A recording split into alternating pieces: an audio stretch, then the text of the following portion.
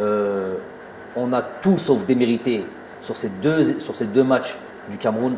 Je l'ai dit, c'est pas la meilleure équipe, Bedelil, qui s'est qualifiée à la Coupe du Monde. C'est l'injustice des fois du football, la cruauté du football. Donc ça veut dire que cette équipe-là, ce groupe-là, il a des ressources. Évidemment, de toute manière, avec ou sans qualification, il y a plein de choses qui allaient arriver après ça. On est dans la perpétuelle, réflexion sur comment faire de ce groupe un groupe encore plus performant. Donc, c'est plus là-dessus sur lequel on va se baser.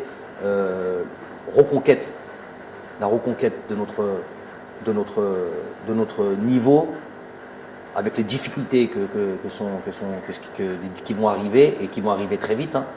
Vous le savez maintenant, on le sait, tout le monde le sait. Il n'y a plus le moindre match facile en Afrique. Ça, c'est très très clair, que tout le monde soit d'accord là-dessus. Donc,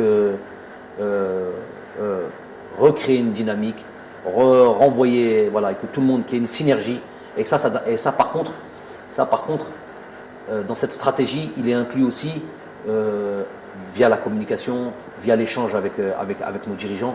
Il est inclus aussi que tout le monde prenne ses responsabilités aussi. Quand je vous ai dit que j'ai crié au loup et au danger de l'arbitrage depuis 3 ans par des faits réels, ce qui n'est pas dans mes habitudes à la base, ni en tant que joueur, ni en tant qu'entraîneur, mais c'était tellement kérita en Afrique que c'est un élément essentiel. Il y a 2 éléments essentiels, excusez-moi de dévier un peu, 2 éléments essentiels, je l'ai dit à tout le monde, à tous ceux qui veulent l'entendre, à régler impérativement, et ça devrait être les 2 projets les plus importants en Afrique, c'était l'arbitrage et les infrastructures.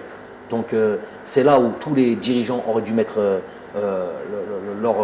se concentrer là-dessus. Quand on voit le niveau de l'arbitrage, les terrains ça va un petit peu mieux, il y a des stades ici et là qui se construisent, mais quand on voit le niveau de l'arbitrage, on est encore très loin du haut niveau.